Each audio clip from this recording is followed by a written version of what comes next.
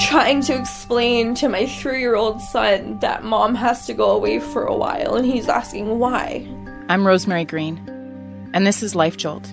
It's a CBC podcast about women in the correctional system. You'll hear our struggles. Like, they're denying me human contact. And our successes. He had his crib, he had his mom, he had his toys. It was amazing for everyone, even the guards. Available now on CBC Listen or wherever you get your podcasts. This is a CBC podcast. Hello, it is Wednesday, March 31st. I said this off the top of the radio show this morning, but my God, it has... I think every month of the pandemic has felt like 8 months. And this month of the pandemic only felt like 3, but I am looking forward to when 1 month just feels like 1 month again. Maybe even 1 month feels like half a month. Remember that? Today on the show, thanks for tuning in. Willie Dunn, you know, was an artist as a folk musician and as a lover of folk music. I had some knowledge of, but not enough. And Kevin Howes and Willie's son Lawrence Dunn are here to talk about him today, and I'm so grateful they are because Willie Dunn, as they rightfully point out, is a songwriter at the level of Gordon Lightfoot, of Neil Young, of Joni Mitchell, in terms of the great Canadian songwriters. And I can make a good guess that this is someone you're just hearing about now. Or even if you have heard of them before, it's kind of like me, where you kind of go like, yeah, I think I know 1 or 2 songs. So Kevin and Lawrence are going to talk about, you know, Willie's role in creating the Indigenous music renaissance that's happening right now, why he was overlooked when he was alive and how he continues to be overlooked even in death. And we're going to listen to some pretty amazing music too.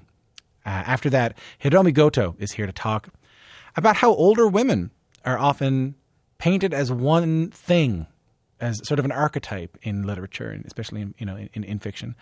And she has a new graphic novel that aims to dispel any myths you might have about getting older, including those myths you might have about yourself. And then finally, Deepa Mehta is here to talk about Funny Boy, her film for Netflix, which is up for 9 Canadian Screen Awards, but comes also with a world of controversy. All right, show starts now.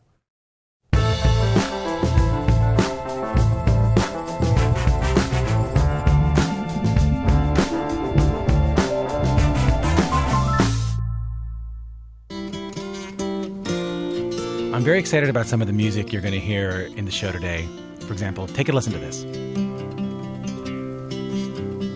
Walk on, little Charlie, walk on through the snow, heading down the railway line, trying to make it home, and he's made it 40 miles, 600 left to go. It's a long, old, lonesome journey, shuffling through the snow. That is Willie Dunn with the heartbreakingly powerful song Charlie. Willie was a Montreal folk singer of Mi'kmaq and Scottish-Irish heritage, and the song is about Charlie Wenjack, a.k.a. Cheney Wenjack, a boy who died after running away from residential school in 1966. You may remember Gord Downey told that story in his album The Secret Path. Well, Willie released his version of Cheney's story back in 1971. He received no awards for it. In fact, during his lifetime, he hardly received any recognition for his work. Willie started performing in the late 60s, and the music industry wasn't all that receptive to Indigenous musicians speaking out about racism, about colonialism. But for those lucky enough to hear him, Willie Dunn's songwriting was on par with Leonard Cohen, Neil Young, Joni Mitchell. And in 2014, some of Willie's songs were featured on a Grammy Award-nominated compilation of Indigenous music called Native North America Volume 1. And now that project's producer, Kevin Howes, has teamed up with Willie's son Lawrence to present the first anthology of Willie Dunn's music. It's called Creation Never Sleeps, Creation Never Dies. Sadly, Willie Dunn is not here to enjoy this belated recognition. He passed away in 2013. But Lawrence Dunn and Kevin Howes stopped by to tell you about Willie's legacy. Welcome to the show, the two of you. Thank you. Thank you. Lawrence, I'll start with you now. When did you realize your dad wasn't like all the other dads? When did you realize your dad had this whole other life as a musician? Well, probably some of my earliest memories are traveling with my father to different different music events and camping at music festivals and watching him perform. So it's pretty much from my earliest memory that I knew that my father was a little bit different than an average father. What was he like? He was a very gentle and peaceful person. Considering the content of his message, he was very serene as a person and gentle with his approach to life and his family. Kevin, I'll bring you in here. Now, you're a DJ, a music journalist, a record collector, an archivist, a producer. It's a lot of different hats in your life. But I understand how you ended up getting into Willie Dunn's music wasn't from some, crate digging expedition. Can you tell us the story of how you first found Willie's music? Well, that certainly came later. But in the early 1990s, probably harkening back to around 1990, an English teacher at my high school, Brother Andre Catholic High School in Markham, Ontario, played our English class The Ballad of Crowfoot, the 1968 award-winning film by Willie Dunn. So this was my first exposure, and not until years later, as I start wearing these different hats as a DJ, music journalist, started to find Willie's vinyl albums, was able to put it all together. In my earlier days, I was thinking about basketball and skateboarding and Public Enemy. What did you hear when you found those records later? Well, I heard a songwriter on par with the greats that I grew up with on the radio. People like Neil Young, some of the names that you mentioned earlier, Gordon Lightfoot, Leonard Cohen, etc. So for me, this was a real incredible breakthrough in my musical education. What Willie was singing about as well, of course, like I mentioned my high school class, and I do have to thank that teacher because quite often, more often than not, we were learning about history from the colonial perspective. And this was a first-hand tale of colonialism from the indigenous perspective. Let's take a listen to some of that. Well, the buffalo are slaughtered, there's nothing to eat. The government's laid again with the meat, and your people are riddled with the white man's disease. And in the summer you're sick, and in the winter you freeze, and sometimes you wonder why you signed that day, but they broke the treaties themselves anyway. And it's 1889, and your Death Star explodes and then it falls. That is Willie Dunn in The Ballad of Crowfoot. Kevin, you mentioned finding a lot of Willie's records on vinyl. I know a lot of his early music wasn't available on record. Can you tell me a little bit about how he got his music out to the public? Well, he actually started, performing in coffee houses of the 60s as a folk artist, and he carried that throughout his whole life. He was a poet. Later, he started connecting with producers in Montreal at the National Film Board, but also the CBC. So he was quite active. Lawrence, you heard Kevin say earlier that he heard your father's music and he heard someone who belonged in the same conversation as the Gordon Lightfoots and Neil Youngs and Joni Mitchells. But at the same time, your father, he did seem to want to avoid playing that sort of showbiz game. What was your father's definition of success? Just as a musician, any musician wants to be able to support their family and, reach some measure of success. But my father would never have compromised his message for what he was trying to communicate, his message of ecological awareness and stewardship of the land and social justice. And I don't want to give people the false impression here that this was simply Willie's inability or refusal to play the game. I mean, there's a lot of factors here. I mean, just let's look at this review right here of Willie's record in '72 that came out in RPM, and this is quoted in the liner notes of this new collection we're talking about. It says, quote, "Once you get into this one, there are some delightful surprises in store. Much of the material has to do with the mistreatment of Indians, okay, but there is significant music here of general interest." Kevin, this is one of the positive reviews. What do you think? What do you think were the obstacles keeping Willie from wider recognition? Well, exactly. The media, the music industry, these systemic issues that are still present to this day. So Willie was up against all of this. And it should be said also that, he was a leader in his time and inspired a great number of people. in the Indigenous community and beyond. These people kept his music alive for all of these years. The struggle continues today. And I thank you for having us on the show, but it's still a challenge raising awareness about these great songs. So I encourage the listeners out there, if you like what you're hearing, if you've been affected by Willie Dunn, to please let your families know about it, let your communities know about it. And in a grassroots fashion, that's how we can have success with this legacy and letting people know about this incredible artist. It seems to be the way these things get passed along. Kevin, can you tell us about the time he toured with Glen Campbell? Well, this was a tour that happened in the mid-1970s, as the story goes. And I do want to say that, all the things that I'm mentioning here that relate to Willie Dunn specifically are shared in the Willie Dunn Notes newspaper. This is a 24-page newspaper that we've created to go along with the album. I'm more than happy to distribute that to anyone, people that don't have a record player.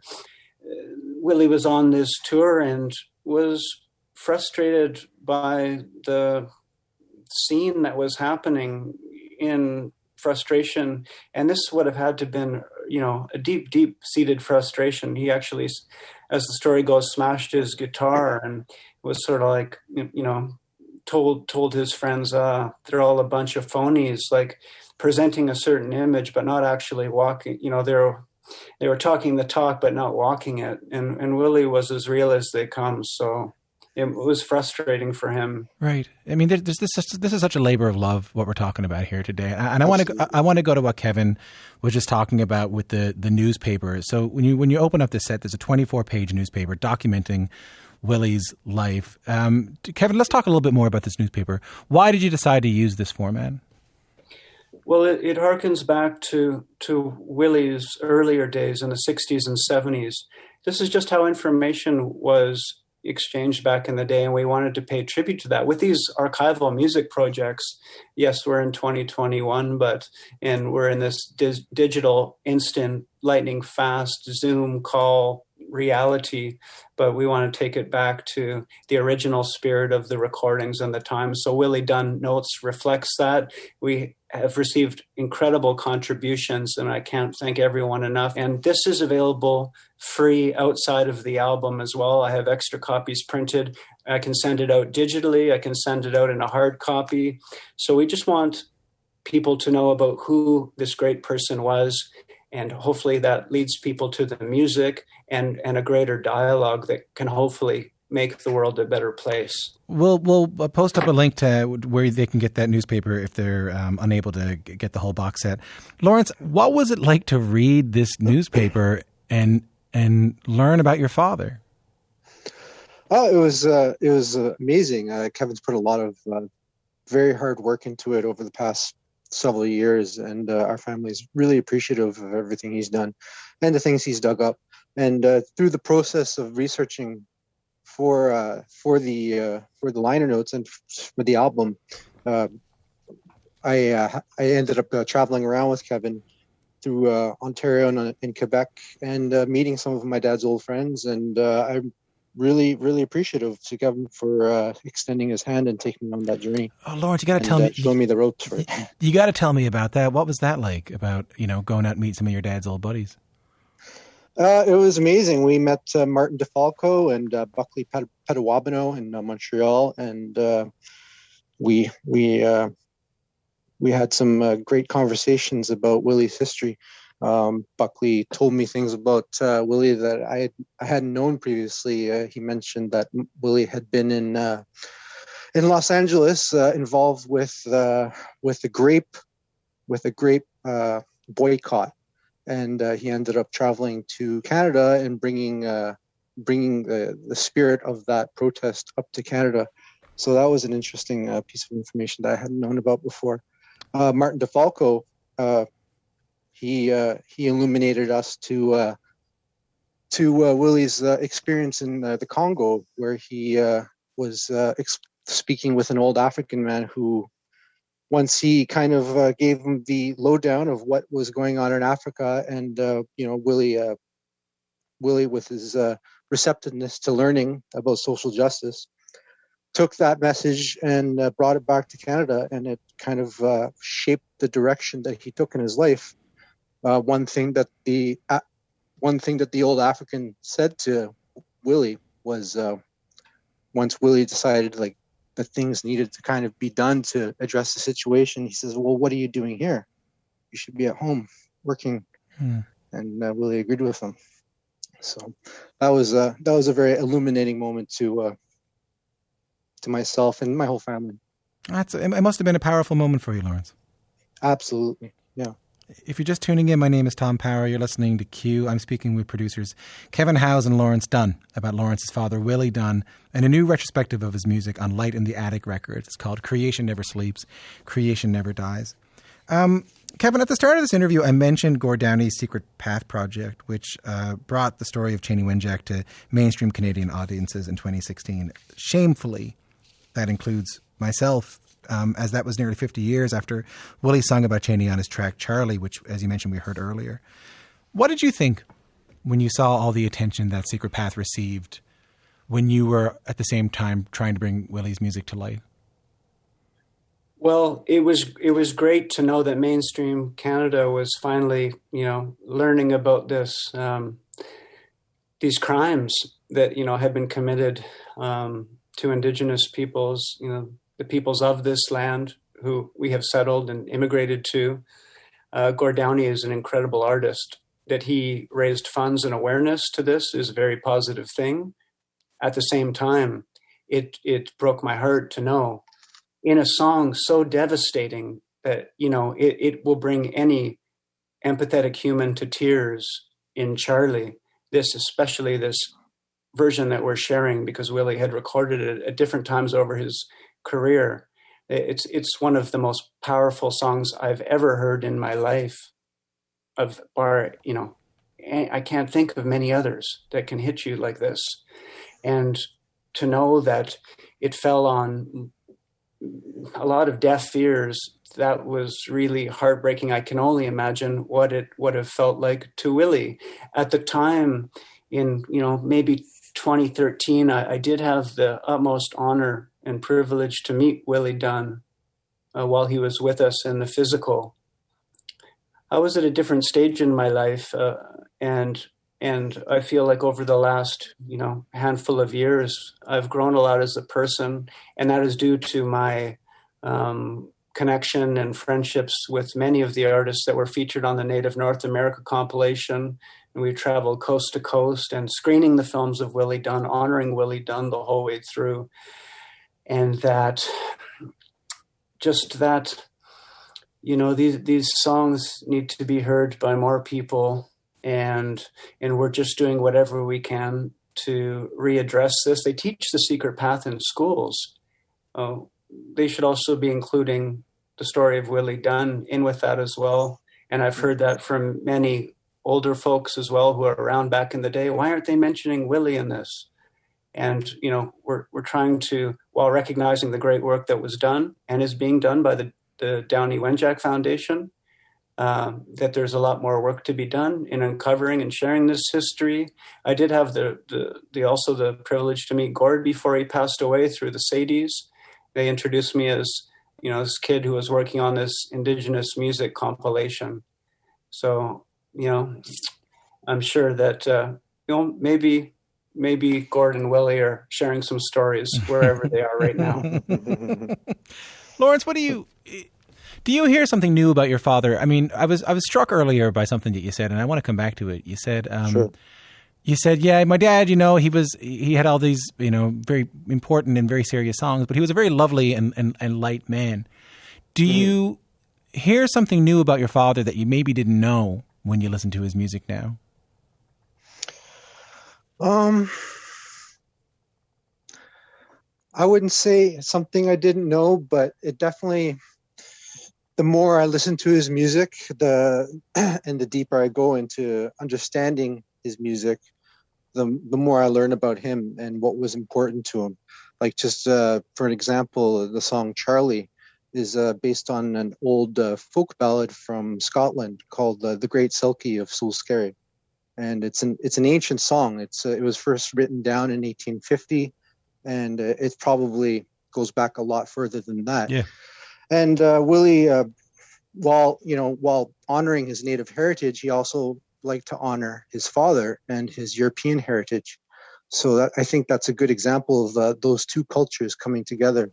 And that's something that was really important to my father. Right. Yeah, I can hear that. I can hear the sort of apotheosis of your father, him being this, larger than life figure. And I really appreciate you telling me kind of the story of what happened, when he was home then, in dealing with all this. I want to go out now and play another song of Willie's, maybe his signature song, at least the song that a lot of us were reintroduced to his music through. But this particular version we played on cue recently, but it's not on this retrospective. Take a listen to this. I pity the country. I pity the state and the mind of a man who thrives on hate. Small are the lives of cheats and of liars, of bigoted news press, fascist town criers. That is the poet and musician Leanne Vida Samose Simpson with a stunning version of Willie Dunn's I Pity the Country that appears on her. It's gorgeous, isn't it? Mm-hmm. Kevin, what do you think when you hear that? Well, I think, Leanne and Ansley and Nick and all the other people involved, they did an incredible job at honoring one of their influences. And it speaks to, obviously, Willie's influence. It's amazing to me thinking about how Willie uplifted people. In a way, Willie provided me the journey to Native North America from my background. And in that process was able to lift up over 24 different artists who are featured on that anthology, peers of his, like the late Shingus, who just passed away, Elder Dr. Duke Redbird, Willie Mitchell, Willie Thrasher, Eric Landry, Sugluk Band. And these were artists who were active in the 60s, 70s, and 80s. This influence leads up to today with Leanne's new album on You've Changed Records and this incredible cover. So it just really speaks to, the power of those words, the strength and the pride that they've instilled in people. Lawrence, how about you? What do you hear when you hear that?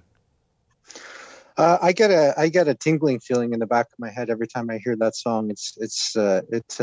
It deeply affects me. I love her version of it. I think she did a great honor to Willie's song, and I'm very appreciative to her for that. Well, maybe this is a good way to close things out. Lawrence, what does it mean to you and your family to finally have your father's music so widely available? We've been waiting a long time for this, and we're all really happy that this has finally come to pass. And it's bittersweet in that Willie's not around to see it, but it's also great because the paradigm of the public mind seems to have shifted to a place where it's a lot more receptive to accept Willie's music and his message. And I think that's a beautiful thing. It is really incredibly powerful music and just also beautiful music. So thank you both for coming on today, and thank you both for the box set, and thank you, Willie, for the music. Thank you. That was my conversation with Kevin Howes and Lawrence Dunn. They are the producers of the new compilation of Lawrence's father's work. It's called Creation Never Sleeps, Creation Never Dies, the Willie Dunn Anthology. It's available now through Light in the Attic Records. What up, world? I'm Tosh Crislow. I make music videos, and over the past 20 years, I worked with everyone from Drake to Kendrick Lamar to Coldplay. On our new podcast, Architects, Director X, Karina Evans, and I take you inside the minds of the world's best directors, musicians, actors, and more. True visionaries who shape the world around us. Join us on Architects, available for free on Apple Podcasts, Spotify, and wherever you find your favorite podcasts.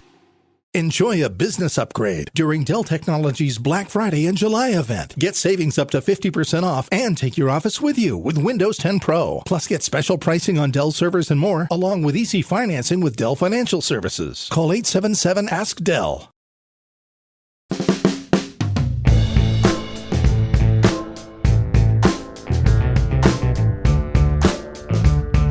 My name is Tom Power. I just want to give you a quick update on some of the guests you're going to be hearing on Q coming up in the next little while. A greater incentive to just leave your radio on day and night. William Shatner, as in Captain Kirk, has a new movie. It's called Senior Moment. It's a romantic comedy that confronts some of the real stuff Bill is grappling with right now.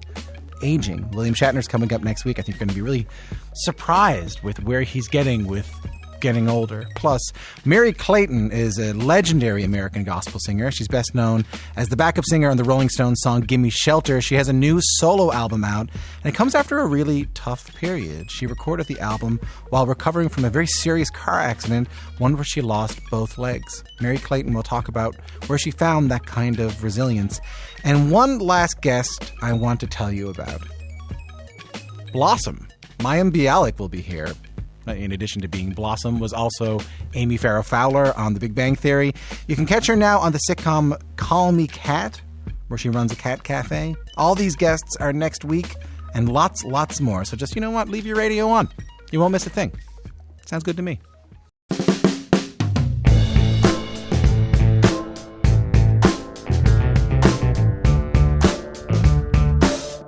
There are so many stories out there that present a pretty limited picture of older women. You know, think about it. There's the wise old woman, the malevolent hag, the magical fairy godmother. When was the last time you read a story where an older woman is the main character and she's depicted as defiant and strong, fiercely independent, sexual, funny?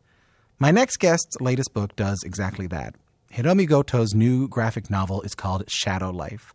It tells the story of Kumiko, a 76-year-old widow who decides to break out of her assisted living facility. She ends up renting a bachelor apartment in the city. She's living her best life, and then her story takes a bit of a dark turn when death's shadow shows up. Hiromi Goto has written several books. She's written award-winning books like Chorus of Mushrooms, The Kappa Child, and Half World. But this is her first graphic novel. Hiromi Goto spoke to me about it. Here's our conversation. Hi, and welcome to Q. Hi, it's great to be here. Well, I'm excited to talk to you about the graphic novel today. This is your first graphic novel. And I saw a tweet that you posted when it first came out. And it said, "Oh, a labor of love and endurance, Kumiko has come home." What was it about this story that you were most excited to share with the world?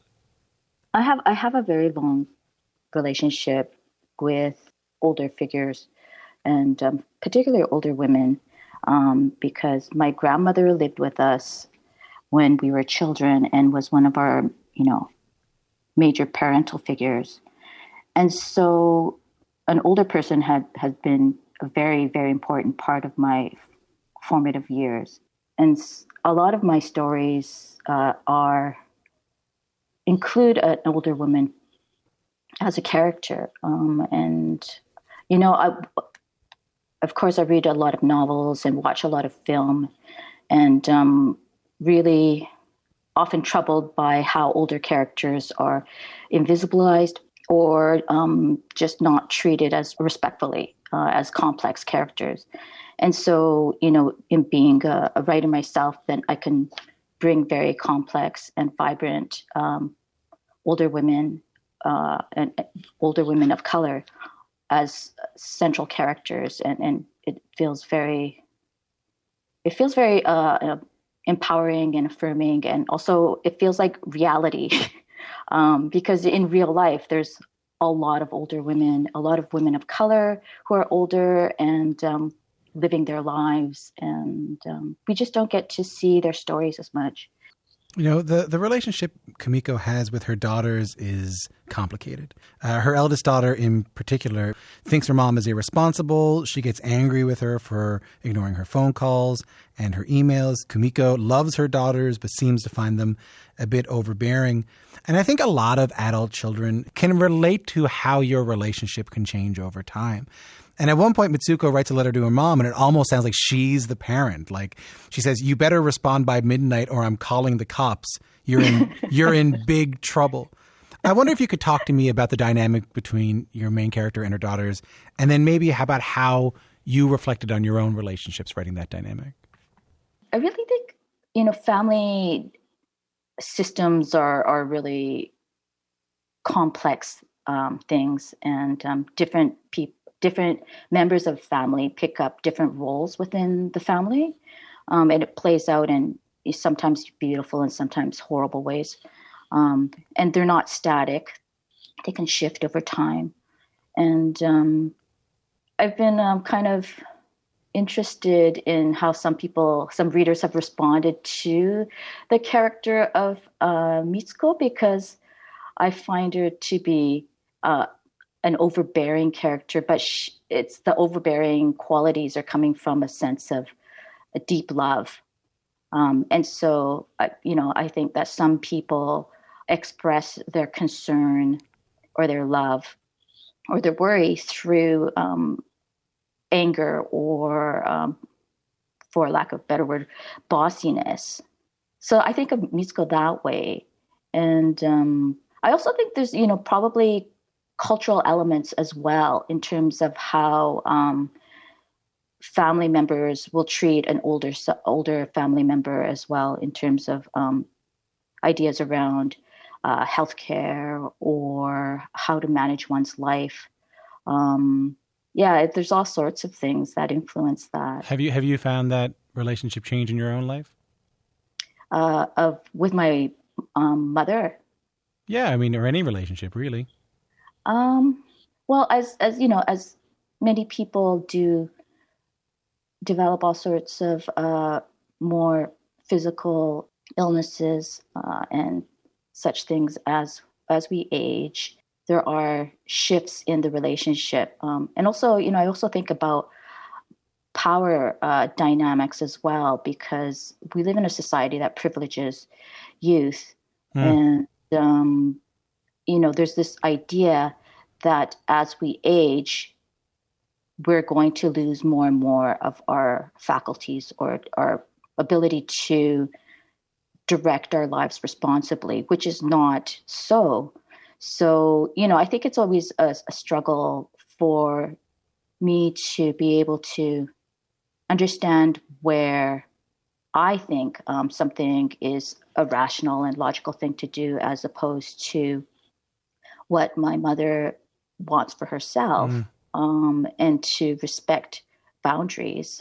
The struggle is real, as the kids say, because as much as the story is about Kimiko being an elderly woman who rejects what others had in mind for her, goes about living life as she pleases, and she's swimming at the pool, she's visiting the library. We also see the limitations in here. She does get confused about taking her medication. She does talk about leaking when she's laughing. There are at various moments in the graphic novel, you feel really good for her, proud of her. You might even pity her at a certain point. But I think overall the feeling you get is empathizing with her. How did you want us to feel about your character here, given that you've painted her in such a complex way? I just want people to have a sense that she's, quote unquote, a regular person, just living her life. And also, I'd like to point out, at the risk of TMI, as soon as a woman bear children, the likelihood of their having, leaking urine sometimes when you exert yourself or unexpectedly sneeze or something is very, very real, right? And not necessarily linked to age. And also all sorts of people do too. So I bring in those bodily sort of details in the story to also make the body and experiences of the body very real. And I think those are just sort of everyday occurrences and relationships that we have with our body that are invisibilized in a lot of stories as, I guess, maybe considered unbeautiful or not worthy of being noted. But we are very much our bodies. Well, let's touch on that for a second. If you're just tuning in, my guest is the author Hidomi Goto. Her latest work is a graphic novel called Shadow Life, which tells the story of a 76-year-old widow, Kimiko, who is on the lam from her assisted living facility and her well-meaning daughter. She ends up renting a bachelor's apartment and is living her best life. But as I mentioned earlier, her life starts to unravel when death's shadow swoops in. And everything you've talked about up to this point has been very real, and the reality of aging and body reality. But then in the book, and I don't think this is giving away too much, death shows up, and it's very magical, and magical realism makes its way in. So tell me a little bit about that. What does incorporating that into a story that is so focused on the reality of getting older give you as a storyteller? I guess talking about the thematics makes it sound like such a quote unquote serious, topic. But the other half of the book, I wanted it to be sort of like a magical adventure. So I think, let me speak for myself. I want stories which transport me because I need to feel like there's room to escape or room to dream. And so stories which include elements of the fantastic provide that space for me. So I think, I really love to work in stories that move in and out of the fantastic and magical because it opens up something inside my mind or inside my heart. And I think it also ties back to my relationship to earlier folk legend and mukashi banashi and fairy tales, where they have, they slip into the magical very readily. And those stories really lit up my world, and they still do. I want to go back to the plot a little bit. So Kimiko, she's 76 years old. She's sort of on the lam from the assisted living facility. She's, asserting her independence. She's, living in a bachelor apartment. And I don't know what kind of bias I needed to address here, but I did. When Kimiko starts connecting with a former lover and she's very in touch with her own sexuality, I was so surprised by it that I had to sort of look at myself as to why I might be surprised by that. Can you talk to me a little bit about putting that in there and why it was important to you? Well, again, we have, culture and media has produced a certain way of us to perceive elders and older people and their lives. There are, jokes about them, memes. I was really disturbed to see how recently, the older prince of the monarchy, Prince Philip, came out of hospital, and there was photos of him. And, I have no deep love for the monarchy as a, imperialist colonizing family. Right. But people were making fun of his appearance. It was so cruel, just because he was aged and frail. Often there's a punchline of a joke, old man yelling at the sky. Socially and culturally in North America, elderly people are set up as a joke. And I think it dehumanizes. And the idea that we as feeling emotional and, humans who need community and touch, as if any of that would disappear just because we're older. Yeah, I don't know why I thought there was a wall. Like, I think that's culturally created, that idea. And there's also like the idea of quote unquote a dirty old man. Yeah. And I think different people have different relationships with their sexuality and their libido, all across the board at different ages at all times. But it seems like people have a notion that there's some cutoff to wanting intimacy. And I think that needs to be disturbed and dismantled, because it's very harming. And also it sets us up for we who are not yet old to have weird ideas about ourselves as we age. Yeah, that at some point it'll just go away. Yeah, and perhaps it will, but perhaps it won't. It just, Yeah. That's fascinating. The expectations that we have for growing older ourselves. It's a really remarkable thing that you're talking about today. The way that we tend to turn people into archetypes, into stories, and dehumanize them. In terms of writing this book, and maybe this is a good way to close things off, It was hard not to read your graphic novel and think about my own mortality, think about aging. I mean, as we were just talking about. How did it change your thinking about aging, about getting older, about your own mortality, writing this book? I think mortality is something I think about frequently, like not compulsively and not obsessively, but it's something I think off and on at different stages of my life. I'm 54 now, so I think about how much time I have left and what kind of life I want to live, and the choices I will make as I move closer towards death. And I want to have a relationship with death so that it's not something that feels frightening or monstrous. But I would like to be able to see it as somehow going home. And, death, like aging, is something that we will all meet at a point in our lives. And I think it's good to have stories and to think about it and not avoid it. Again, I think about how in North America, how death is treated. And I find it's very separated out from our lives. It would be so great to be able to have a relationship to the idea of death so that it's becomes more familiar and less alien and frightening. The book is a really powerful example of something that seems paradoxical, right? Using fiction to not avoid reality. if that makes sense. and thank you for it. I really love talking to you. Thank you so much.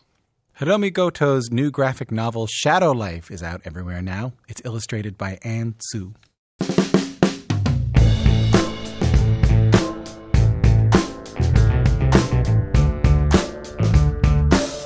I'm Tom Power. You're listening to Q. You might have heard the news yesterday. The Canadian Screen Awards have announced their nominees.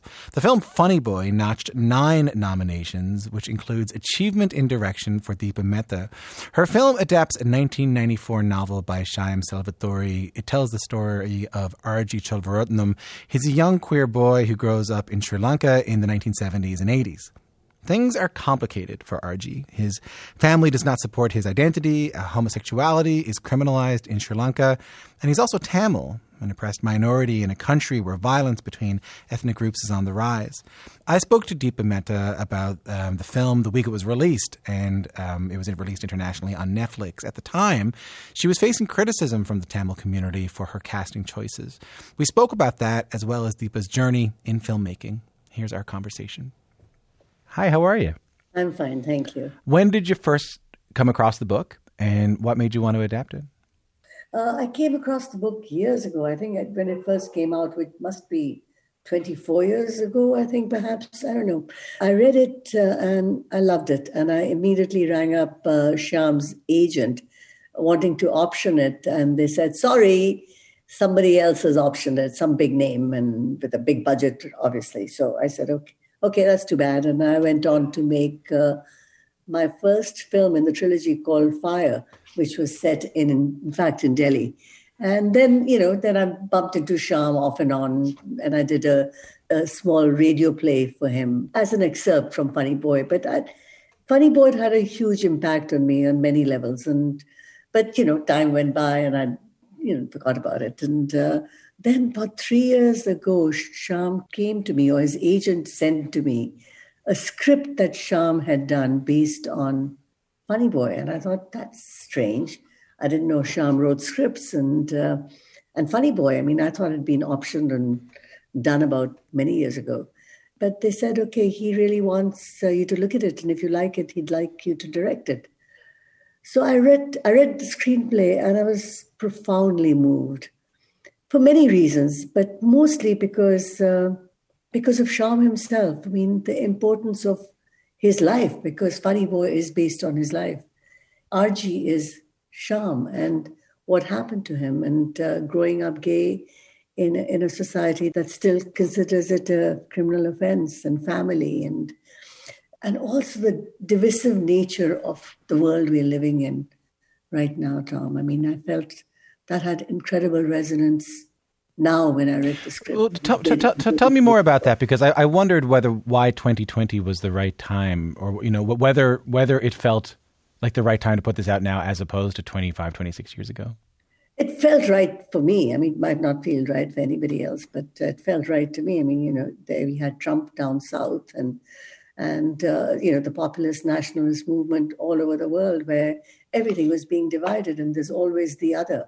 So for what spoke to me this time, as opposed to anything else, was that being the other, quote unquote, starts at home and with one's sexuality and how one is treated. And then you slowly, it becomes about culture, it becomes about race, it becomes about color. And then the hatred it becomes tangible. So for me, it felt like the right time. So let's take a listen to a clip from the film. This is RG, who is Tamil, being bullied by a Sinhalese student at a new school. Hey, Shalvaratnam, this is 12C, the Sinhala class. You want 12F for your brother, the Tamil class. No, Salgadu, I want 12C. Ullapo. How come you're in a Sinhala class? Huh? My parents put me here to assimilate. Assimilate? We want our separate state. We want our independence. As you Tamils have been whining here for the last 15 years. We don't want you here anymore. That's a clip from Funny Boy. The filmmaker Deepa Mehta is my guest, and it takes on two kind of major topics. So we talked about this. Queer identity, particularly controversial in Sri Lanka, where, as you mentioned, homosexuality is still criminalized, and the Tamil-Sinhalese conflict, extremely violent civil war, which went 26 years, which ended in 2009. You filmed Funny Boy in Sri Lanka. Tell me a little bit about that, about filming it there, what it was like. It was difficult. I mean, first of all, you just can't pick up your bags and say, I'm going to film in Sri Lanka. You have to submit the script. And in this case, we had to submit the script that Shyam myself wrote based on a book that's actually a beloved book in Sri Lanka. So we thought, yeah, this is going to be no problem. Everybody loves Funny Boy in Sri Lanka. And Shyam is a very much admired figure. And so we went there to the National Film Commission. You have to submit your script to them. And if they approve of the script, then only can you film there. And we went there and they said, no. After keeping us waiting there for 3 months, they said, sorry, you can't film you can't film it. It got to a point where somebody said, why didn't you film it in Malaysia? Which, the terrain is a lot like Sri Lanka. And then they found out, no, you can't film there because homosexuality is illegal there as well. Or let's go to the Maldives and let's check that out. And of course, it just didn't feel right. Or let's go to South India. We could go film it in Tamil Nadu. And it just became insane. And it felt that if it couldn't be authentic, then what was the point of doing it? Finally, at the end of 1 year, there was a change of something happening, I don't know, within the department. And a young woman became the head of the National Commission. And she looked at it and she said, oh, I love it. I remember reading it in university. And the Prime Minister, Ranil Wickremesinghe, was a friend of Shyam's at that point. He's ousted since, which is too bad because he was great. And he said he really supports it. But it took 1 year of going back and forth. It's just hanging around waiting.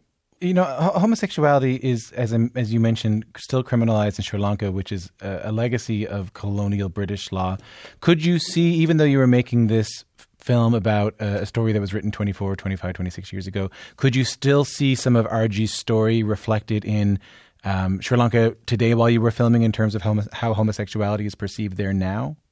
Absolutely. I mean, it's like, for example, the young man who plays RG is queer and has come out. And it's everybody is sort of aware that he's gay, but nobody really talks about it, in a public space. So there's a quiet around it. There's that bubble of that you can talk within the bubble, but you can't pierce it because something bad might happen. So definitely you can feel it. You can still feel it to this day. I mean, we have to talk about some of the criticisms of the film. There were calls to boycott the film even before it was released. One thing that critics, particularly from the Tamil community, took issue with was after seeing the trailer, the vast majority of the lead characters are not Tamil. So what do you say to those criticisms of your casting? You know, I just think it gets to a point where you say, I understand it in a strange way. Because we get the world that we've come in, so many of us don't get an opportunity to play ourselves. Or they forget about get an opportunity. There isn't enough work written about us that we can play it. I mean, you talk to most colored actors, and at least from Southeast Asia, and they end up by playing Uber drivers, and that's it, you know. So when something big comes up, or not big, it's hardly big, but something substantial of a beloved book, you want to be there. And both Shyam and myself really wanted that. And we spent a lot of time, I mean, since we had a lot of time on our hands, seeing if we could find people who were Tamil, who were from Colombo and Sri Lanka or Jaffna, who could also act. I mean, that's really important as well. And we found one who was amazing. And we were all ready to go with Suthan, and he's from here, from Toronto and Scarborough, in fact, and great actor, wonderful actor.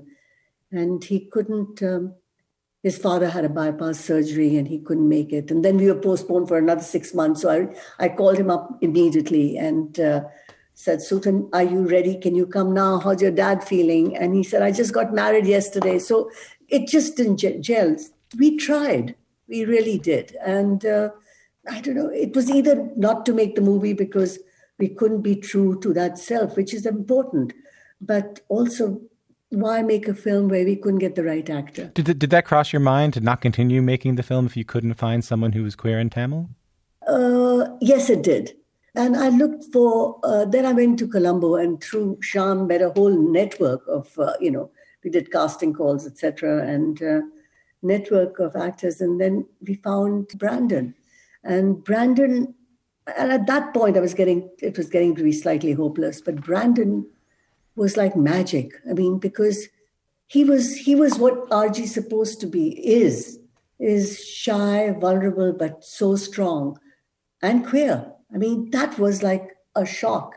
Amazing actor who fit the role, who was right for the role, had the vulnerability, but also had the courage to come out. But does all of this just point to a larger problem with representation in film, that when there are so few movies that represent any given minority group, there's a ton of pressure on whoever chooses to tell that story? Do you ever feel that way? I didn't till now. Yeah. I mean, and in retrospect, I feel I'm not an idiot, I get it. I totally get it.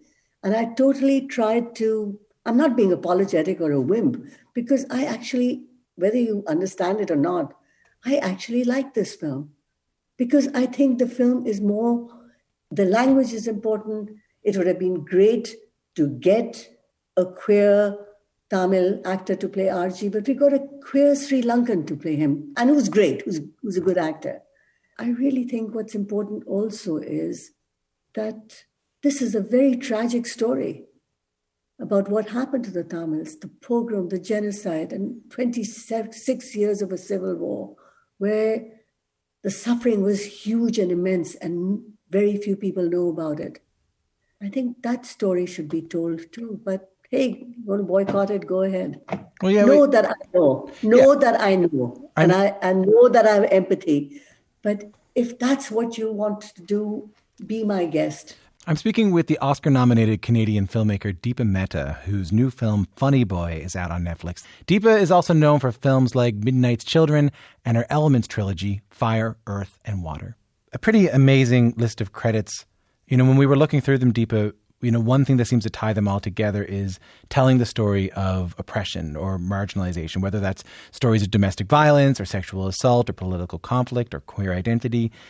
Why ultimately do you think you're attracted to these sort of stories? Where does that come from? I don't know. I think that because of being an immigrant in Canada, I don't know, to Canada. And I know what it's like to feel the loss in a way of one's homeland. I feel also what it's like to be the other. And there's something about Canada which I really liked, and I continue to, which is that it gives us, unlike the States, it gives us an ability to continue to be ourselves. I don't know if that's good or bad, but I like it. And that's what it really intrigues me as a filmmaker, is because all my films, as you were naming them, seem to be about loss and wanting to belong. I mean, just take Water, for example, about the treatment of Hindu widows. It was seen by some to be anti-Hindu, which resulted in bomb threats, your film sets being destroyed, effigies of you being burned. Deepa, what does a death threat feel like? It feels like what's happening to me now. That's what it feels like. How do you mean? That's what it feels like. I don't know what you mean. It feels like you want to stop being a victim immediately because you're not one. And to feel one is destabilizing. It feels that hopefully this too shall pass. That's what it is. I mean, it just feels scary. I mean, I've just never had to, I've been lucky enough in my life to have never had to experience anything like that before, is the reason I ask. Don't make films on Hindu widows. That's a good way to avoid it. Is that what you're saying? Yeah, sure. I mean, don't make films about things that you care for. I mean, or you want to explore more, because why do I make films? I mean, I make films about subjects that I'm curious about. Like I said, about loss and patriarchy and somewhat about wanting to really fit in, and how do you hold on to your heritage and yet how do you grow into your new world? I mean, there's this wonderful quote by Baldwin. I hope I don't butcher it. It says something like, maybe one of the reasons people hold on to hatred is that if they let it go, the pain will begin. And I think that unless the pain begins, we can't heal. And we have to let go of the hatred. I'm not just talking about the hatred towards Hindu widows or domestic violence or what happened with the Tamils, which is really sad and deplorable in Sri Lanka. But I'm talking about the world. I'm talking about the Proud Boys down south. It's like, when are we going to stop? But on the other side of this, I mean, look what else they've done. In Fire in 1996 was about two women who fell in love in Delhi. It was so taboo in India at the time. There were protests, there were vandalism at theaters. It was a huge box office success, and it spurred a counter-protest where women carried signs that said, "We are Indian and we are gay." What was it like to hear about these women who came out onto the streets to support and in some ways protect your work? That felt good. It felt that maybe, they say that, that maybe truth is immutable. I don't know. That's what it felt like. That it will, maybe you suffer, then it'll come out one day, if you're alive to see it come out. But that it was right. It was right, because the whole point of doing films is that let's have a conversation. Let's talk about it. Let's heal. Maybe this is a good place to end it, because I'll leave the last word to you. I mean, Funny Boy is about to come out on Netflix. A lot of people are about to see it. What conversations do you want people to have? What do you want people to take away from it? The importance of, for me, let me speak for myself. I think it's important to be seen. And I think it's really important that the world sees what the Tamils went through. Deepa Mehta, thank you so much. Thank you, Tom. That was my conversation with Deepa Mehta. Funny Boy is her latest film. It's up for 9 Canadian Screen Awards, including Best Picture. You can watch it now in Canada on CBC's JM. That is it for the show today. Tomorrow on the show, Mogwai. You know what? There's a think piece that to be written, and I would read about what it says about the record industry right now. That Mogwai, who make this sprawling 10-minute instrumental rock, and not even Rush style, sprawling instrumental rock, textural. I mean, I just absolutely love it. Textural, beautiful music. But it's gone to number 1 on the UK charts, something that they were not expecting. And we're going to talk a little bit about what it's like to have a hit like that. All right. See you then later on.